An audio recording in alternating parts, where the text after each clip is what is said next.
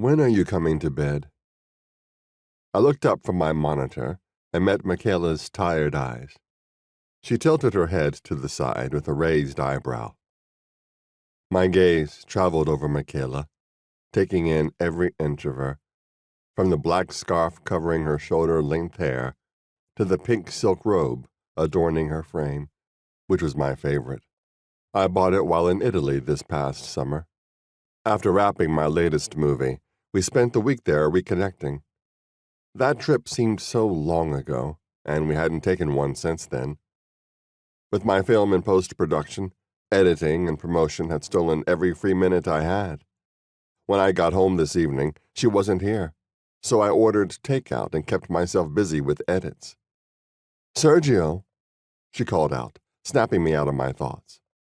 Licking my bottom lip, I returned my attention to the monitor, noting the timestamp. There were a little over 30 minutes left in the film. I had extensive notes to review before sending them to Tia.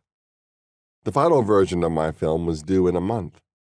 There were several issues I found with audio, color, and transitions. It seemed like we'd never reach the finish line. "Soon, baby." She folded her arms over her chest. "Soon?" 30 minutes, I said with a smile. She didn't smile back. Instead, she rolled her eyes and turned to leave. "Mick, wait. Come here." "What is it?" She didn't bother leaving the doorway. "Come and see." Slowly, she walked over to me. Apprehension covered her features as I reached out for her to sit on my lap. Once settled, I wrapped my arms around her waist.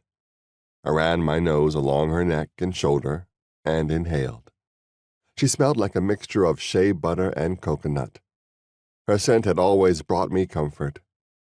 My hold tightened, prompting her to release a soft sigh. "Where were you tonight?" I asked, still nuzzling her. It had been weeks since I held my wife. Between me traveling and her working as a brand ambassador and influencer, we hardly saw each other these days. "I had a dinner meeting with Green Thumb magazine. They wanted to feature my line of products in their spring issue. I'll have a 3-page spread and an interview." "That's major, baby." I looked at her, noting the small smile on her lips. "We need to celebrate." After dinner, I went out with Cameron and Tia for a drink.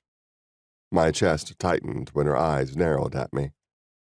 "Why didn't you call me?" She shrugged. "I wasn't sure if you would make it. Besides, Tia had already told us about how stressful edits have been for you.